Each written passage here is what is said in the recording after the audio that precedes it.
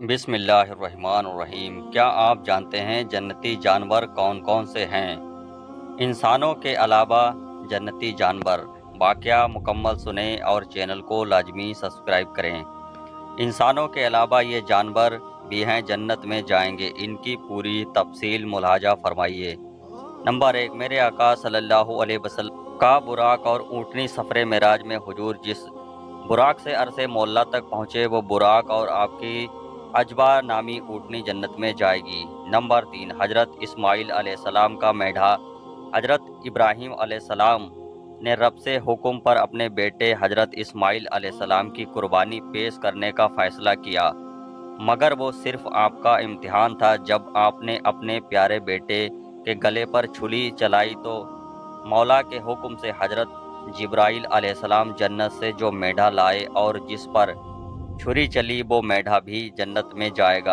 Number 4، حضرت سلیمان علیہ السلام کی چینٹی جو ہدہد۔ ایک مرتبہ حضرت سلیمان علیہ السلام ایک عظیم لشکر کے ساتھ ملک شام کے جنگلوں سے گزرے تو ایک چینٹی جو کہ اپنے قوم کی سربراہ تھی، اس اپنی قوم سے مخاطب ہو کر فرمایا کہ اپنے بلوں میں چلی جاؤ، کہیں ایسا نہ ہو حضرت سلیمان علیہ السلام اور ان کا لشکر تمہیں کچل ڈالے اور انہیں خبر بھی نہ ہو۔ جب اس نے یہ بات کہی تو لشکر اس وقت تقریباً 5 کلومیٹر دور تھا، مگر اس کی بات حضرت سلیمان علیہ السلام نے سن لی اور اس کی دانائی پر مسکرا دیے۔ یہ چینٹی بھی جنت میں جائے گی۔ امام راضی فرماتے ہیں کہ چینٹی کا یہ بیان کرنا کہ ان سے اگر ایسا ہوگا تو بے خبری میں ہوگا، کیونکہ کوئی نبی جان بوجھ کر ہرگز ایسا نہیں کر سکتا، جو کہ قرآن میں موجود بتایا گیا ہے کہ انبیاء اکرام ہرگز گنہگار نہیں ہو سکتے، لہٰذا جو لوگ انبیاء کو معصوم نہیں سمجھتے ان کی عقل چینٹی سے بھی کم ہے۔ نمبر 5، ہدہد۔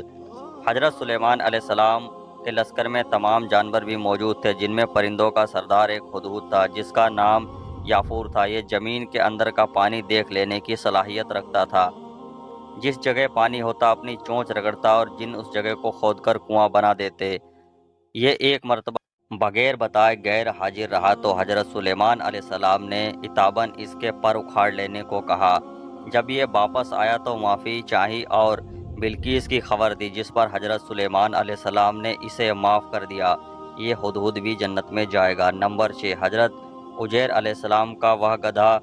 حضرت عزیر علیہ السلام کو رب نے اپنی قدرت کاملہ پر مطلع کرنا چاہا تو ایک مرتبہ آپ اپنے گدھے کو لے کر ایک پیڑ کے نیچے سو گئے۔ صبح کا وقت تھا اور آپ کی روح قبض کر لی گئی۔ 100 سال گزر گئے، اس بیچ بادشاہ ابن نصر یعنی سعد کی بھی موت ہو گئی اور ایک بار پھر بنی اسرائیل بیت المقدس میں قابض ہوا۔ 100 سال کے بعد رب نے حضرت عزیر علیہ السلام کو زندہ فرمایا تو شام کا وقت تھا۔ رب نے ان سے پوچھا کتنی دیر یہاں ٹھہرے تو آپ نے وقت دیکھ کر قیاساً فرمایا کہ تھوڑی دیر، تو رب فرماتا ہے کہ 100 سال گزر چکے، آپ کے کھانے کا پینے کا سامان بالکل وہیں خراب نہ ہوا، مگر آپ کا گدھا گل سڑ ریجا ریجا ہو چکا تھا۔ فوراً ہی آپ کے سامنے اس کی ساری ہڈیاں مل کر اس پر گوشت چڑھا، خال چڑھی اور چیخنے لگا۔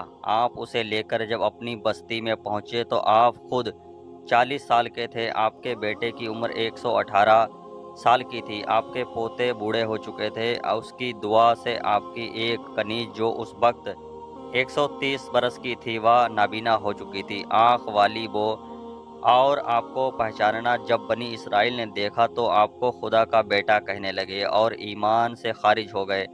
آپ کا یہی گدھا بھی جنت میں جائے گا۔ نمبر 7، حضرت صالح علیہ السلام کی اونٹنی۔ قوم سمود میں رب نے حضرت صالح علیہ السلام کو بھیجا۔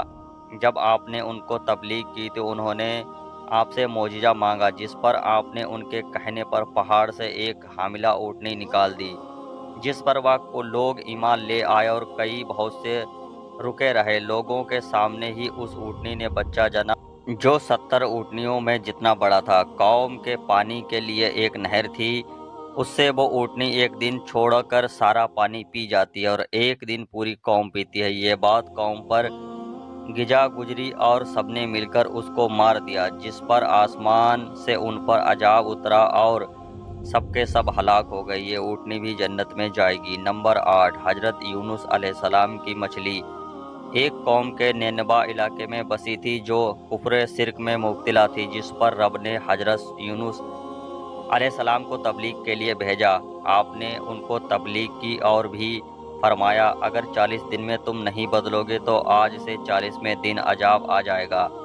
جب 35 دن ہو گئے تو آسمان کا رنگ بدل گیا، بادل چھا گئے، پھر اب عذاب آئے گا، اور آپ نے اپنے اجتہاد سے فیصلہ کیا کہ مجھ پر رب تنگی نہ کرے گا، اور آپ بستی چھوڑ کر چلے گئے۔ ادھر عذاب بھی علامت دیکھ کر قوم کا برا حال ہو گیا اور سب رو رو کر معافی مانگنے لگے۔ رب کو ان پر رحم آ گیا اور جب عذاب کو ٹال دیا۔ حضرت یونس علیہ السلام جب کشتی پر بیٹھ کر بیچ دریا میں پہنچے تو کشتی اچانک رک گئی۔ اس وقت دستور کے مطابق یہ خیال کیا گیا کہ اگر کوئی غلام اپنے آقا کو چھوڑ کر جا رہا ہو تو کشتی کنارے پر نہیں لگتی۔ تمام کشتی والوں نے قرعہ نکالا، 2 مرتبہ حضرت یونس علیہ السلام کا ہی نام آیا۔